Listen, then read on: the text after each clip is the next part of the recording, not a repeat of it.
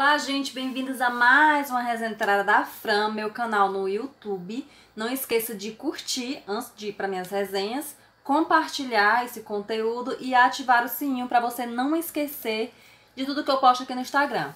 Como eu já tinha dito antes, já foi feita 2 resenhas anteriores. Quem não viu, se inscreve no meu canal, ativa o sininho, você vai ficar por dentro de todas as obras que eu já resenhei nesse canal. Você vai ter acesso às 2 últimas obras, que é falando sobre a trilogia do tema Maria de Nazaré, sob a ótica espírita, né? Então são detalhes da personalidade de Maria de Nazaré, que muitas vezes nos foge, nos escapa das histórias que a gente já ouviu falar em torno da personalidade da doce mãe de Jesus. Bem, me acompanhe também para você ficar por dentro de todas as minhas postagens, das novidades que eu coloco no meu Instagram, que é franalmeida76. Você me segue no meu Instagram e você vai ficar por dentro de tudo que eu posto lá, do que eu coloco no canal. Também eu tenho outros projetos paralelo a este. Bem, sem mais delongas, a resenha de hoje, fechando a trilogia de Maria de Nazaré, que apresenta a vocês a obra Paz na Terra, do Richard Simonet. É uma obra que vai trazer detalhes acerca de alguns mitos, né, ou de alguns tabus acerca da virgindade de Maria, do nascimento de Jesus, da figura de José, da figura paternal de José, simbolizando assim a Sagrada Família que todos já conhecem. Bem, mas antes de chegar à resenha propriamente dita, eu quero recitar um breve trecho de um poema que faz parte de mais de 5.000 versos, né, dedicados a Maria de Nazaré, que foi escrita pelo padre José de Anchieta. Lembrando que, meu Deus, quase não sai. Lembrando que a obra que eu vou fechar hoje a resenha é uma obra da literatura espírita.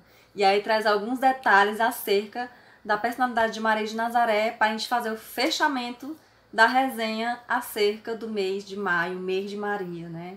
Um mês muito especial. E aí eu vou presentear vocês com esse verso para que a gente possa entrar na resenha propriamente dita. Bem, o verso diz o seguinte: ó doce chaga que repara os corações feridos, abrindo larga estrada para o coração de Cristo, prova do novo amor que nos conduz à união. Amai-vos uns aos outros como eu vos amo, porto do mar que protege o barco de afundar. Em ti, todos se refugiam dos inimigos que ameaçam. Tu, Senhor, é medicina presente a todo mal. Quem se acabrunha em tristeza em consolo se alegra. A dor da tristeza coloca um fardo, deixa eu pescar aqui, coloca um fardo no coração. Por ti, mãe, o pecador está firme na esperança. Caminhar para o céu, o lar da bem-aventurança. Então, com esse poema que vamos dar abertura para a nossa resenha literária da Fran. Lembrando que se você não é inscrito, se inscreva, compartilhe e me siga nas minhas redes sociais. Bem, essa obra eu já li tem bastante tempo. Tem mais ou menos, acho que mais de 10 anos, né? E aí, quando leio uma obra, geralmente eu vou atrás de outra obra para complementar aquele conhecimento. E aí vou lendo, pesquisando, porque certas coisas que me deixam na dúvida, né, eu vou pesquisar, tentar entender e refletir sobre aquilo. Então, nessa obra, outras obras também falam um pouco sobre isso, mas essa eu me identifiquei porque ela fala de maneira muito clara e muito simples, né, recheada de muitos detalhes do ponto de vista evangélico também, mas do ponto de vista literário. Já se dizia que a literatura ela tem esse poder, né? É uma obra de arte, né? Uma ferramenta, né, de engajamento social para que a gente possa trazer muitas reflexões para a nossa vida também. E uma das coisas que essa obra traz é sobre a virgindade de Maria. Né? Mais uma vez, só dizendo que eu não quero trazer aqui nenhuma polêmica, contestar nada, mas por tratar-se de uma resenha literária, não poderia ficar de fora, não poderia deturpar ou fazer recortes muito profundos nas obras, porque o intuito é de apresentar ela a vocês. E aí o julgamento do leitor é com o leitor. Bem, na obra fala assim: segundo o evangelista Lucas, ele traz trechos da Bíblia, né, do Evangelho. No capítulo 1, quando Isabel estava no 6º mês de gravidez, Gabriel foi enviado por Deus a Nazaré, que era a cidade da Galiléia, para conversar com uma virgem de nome Maria, que era noiva do carpinteiro José. Então, dá pra gente ter uma ideia de que Maria já era noiva de José. Nas outras 2 resenhas, Maria de Nazaré e Mulheres de Evangelho, já conta um pouco desses fatos. Então, não vou repetir para não ficar muito redundante. Então, a Maria era noiva de José, né? Para quem não sabe, nessa mesma obra também fala, cita, que Maria ficou órfã, né, de pai e mãe. Os pais dela morreram, que era Ana e... não lembro o nome do pai dela, desculpem, perdão, não lembro. Ela ficou órfã aos 15 anos de idade. E naquela época, aliás, aos 13 anos, e naquela época, o templo era responsável por adotar as moças, né? Já que ela era judia.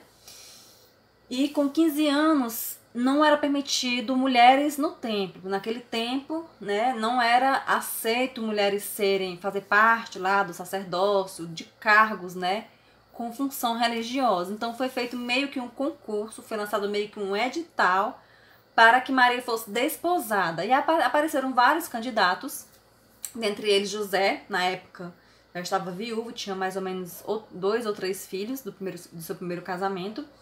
E aí ele, diante dos critérios lá do templo, né, ele foi contemplado a desposar Maria. Porém, como José tinha alguns compromissos em outra cidade, ele deixou Maria com os seus pais e ele teve que viajar. 2 anos depois, quando ele voltou, ele noivou com Maria, se casaram.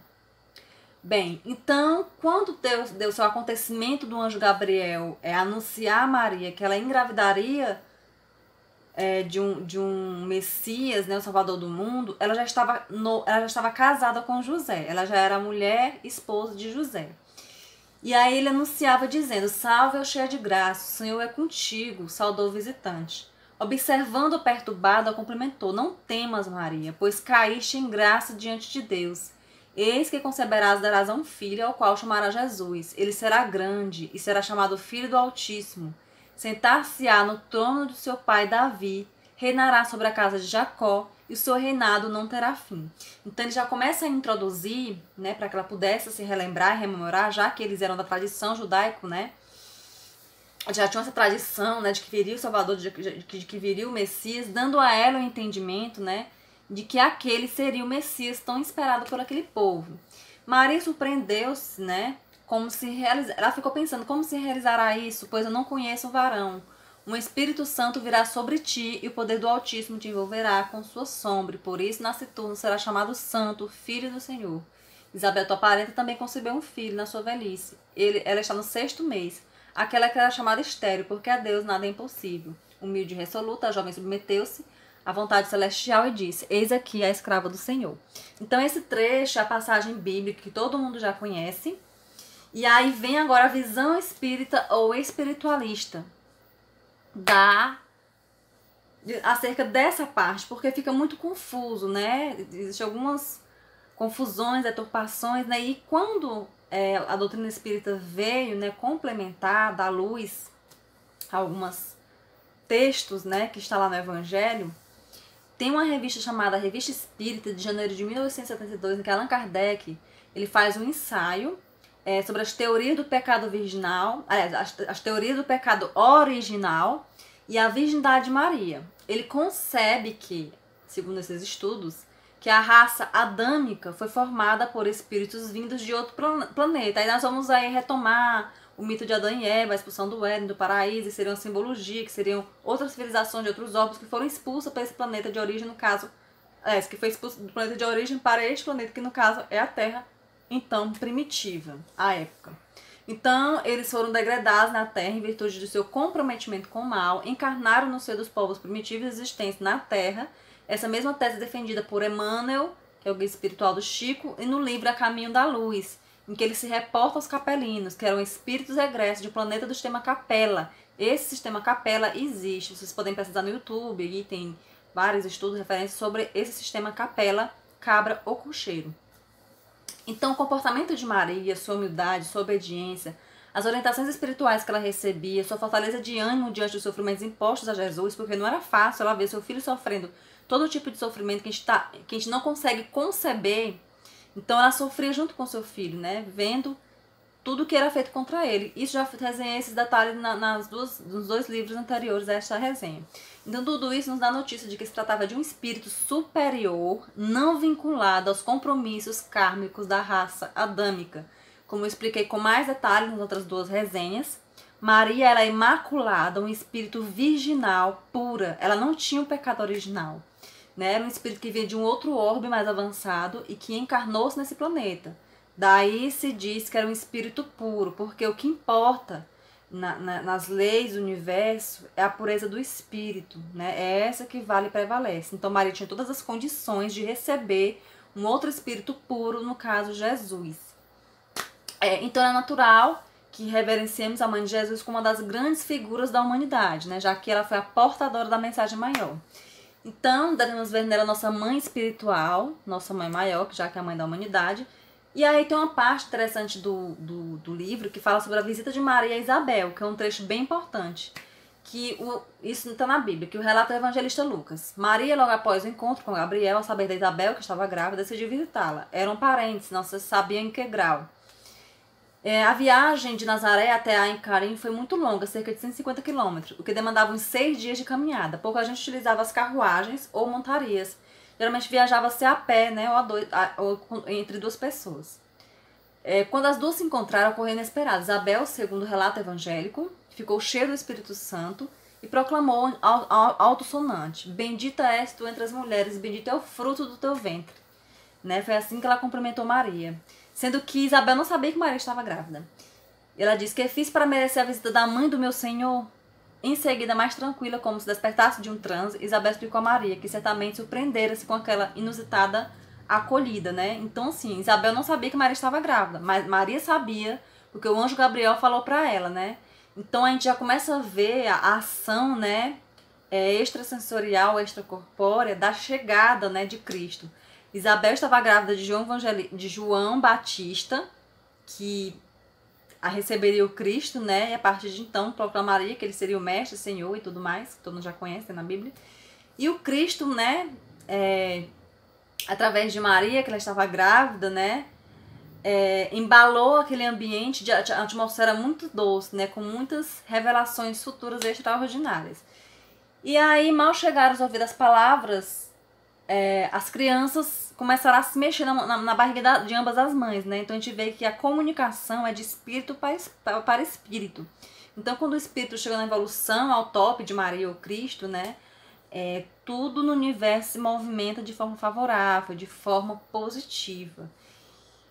Então Isabel agiu, portanto, como porta-voz, digamos, médium, do espírito que reencarnava por seu intermédio. Então a gente já começa a ver o poder que tinha esses dois espíritos e a missão que eles teriam, né, mais adiante, futuramente, em relação à humanidade. Então, por seu intermédio, ele abençoou em efusão a jovem visitante, revelando-se honrado com a presença daquela que seria a mãe do mensageiro divino. Nesse caso, quando Isabel proferiu isso, a mãe do meu Senhor, na verdade, não eram as palavras de Isabel. João Batista, que já estava dentro da barriga dela, né, possui um espírito muito evoluído, né, não vou entrar em detalhes como acontece isso na visão espírita, porque vai confundir e sair um pouco do tema, mas é como se ela fosse portadora da mensagem do próprio filho dela, que reconheceu Cristo na barriga da mãe de Jesus. Entendeu? Uma coisa meio extrasensorial, né? Assim, meio que extraterrestre, vamos dizer assim. Bem, gente, então assim, a gente já vê aí a dimensão, né, da fortaleza espiritual desta mulher. Né, desta mulher. E aí vê outro episódio que é o nascimento de Jesus, né? Segundo narra, mais uma vez, retomando a Bíblia, né? Augusto César, imperador romano, decretou um recenseamento na Palestina sob a orientação de Quirino, governador da Síria. Roma, a grande senhora que dominava o mundo, desejava saber quantos potenciais pagadores de impostos sustentavam a riqueza e a boa vida de sua aristocracia. Então, os judeus deveriam ser recenseados em sua cidade de origem, o que provocou um vulgar movimento nas estradas da cidade. Então, quem era da sua cidade de origem tinha que ir pra lá. É como se fosse a questão do voto, de voltar, né? Você tinha que voltar na sua cidade, mais ou menos isso. Então, viu-se, portanto, uma contingência de uma viagem que demandava cerca de 5 dias. Então, eles tiveram que sair da sua cidade para ir para sua cidade de origem para poder fazer esse recenseamento, como se fosse meio que o cadastro do BGE. Então, Jesus, filho de José. Aí é onde vai entrar outra questão que esse livro ele traz pra gente, né? Ele nos apresenta, né, essa versão, essas entrelinhas. E diz assim, que na estalagem previsivelmente estava lotado. O casal acomodou-se no estábulo, provavelmente na periferia. A tradição fixou o local como uma gruta, inseriu um boi e um asno, não presentes no relato de Lucas, que é extremamente lacônico, informa o evangelista com absoluta economia de palavras, versículo 7, lá tem na Bíblia dizendo: e teve um filho primogênito, e o enfaixou e o deitou em sua manjedoura, porque não havia lugar para eles na hospedaria. Então já começa a demonstrar aí que Jesus era filho de José e Maria, por tratar-se de ser um filho primogênito. E aí está a Sagrada Família, que é essa simbologia muito forte que todos nós já conhecemos, né? Então Jesus é sim filho biológico de José. A virgindade de Maria é acerca do seu espírito imaculado, do seu espírito virginal. Até porque, como falei em outra resenha, Maria e José tiveram outros filhos posterior a Jesus.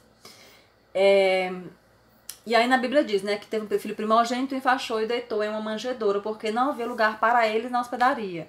Pastores que cuidavam de seus rebanhos nas serranias de Belém foram visitados por um anjo. Este os informou de que o emissário divino, aguardando com grande expectativa pelo povo judeu, chegara finalmente. Haveriam de encontrá-lo numa manjedoura, envolto em panos. Outros anjos apareceram e no coro celestial entoaram em glorioso cântico a proclamação: glória a Deus nas alturas, paz na terra aos homens de boa vontade. Pouco depois, os pastores encontraram Jesus como fora indicado e lhes renderam homenagens. Outro fato também interessante é sobre a estrela. Nesse livro ele fala que essa estrela era um anjo, né? Que ele guiou aquelas três personagens lá que deram presente, né, para Jesus quando conseguiram encontrar. Era um anjo que guiava essas pessoas até chegar no local onde o nascimento de Jesus se deu, né? Até porque uma estrela que é fixa, ela não se movimenta, né? Então, nessa obra ele diz isso. Bem, gente, esse é o fim dessa trilogia. Talvez algumas pessoas fiquem chocadas com algumas coisas que eu trouxe, mas o meu papel é de apresentar a obra, né? Eu não estou aqui para julgar, né? Então, assim, a literatura, ela traz essa magia porque ela nos apresenta, né? Nos apresenta o fantástico, nos apresenta a realidade, nos apresenta a história, fatos, de uma forma, vamos dizer assim, artística, né? Com as palavras, né? Ela nos embala, nos envolve, faz com que a gente questione, com que a gente pense, repense, reflita, né? Então, eu espero que vocês tenham gostado dessa live. Aliás, perdão. Espero que vocês tenham gostado dessa resenha literária. Eu também tenho live todas as segundas-feiras no meu Instagram. Então, quem quiser me seguir lá no meu Instagram, que é FromMesa76, para acompanhar as minhas rotinas que eu faço. Não só as resenhas, mas também as minhas lives sobre português. Eu produzo também conteúdos, né, nesse sentido, de aulas de português. Mas nesse canal é somente as resenhas literárias. Então, eu peço que você, mais uma vez, não esqueça de dar curtida, me siga e se inscreva e compartilhe. Beijinhos, tchau, tchau.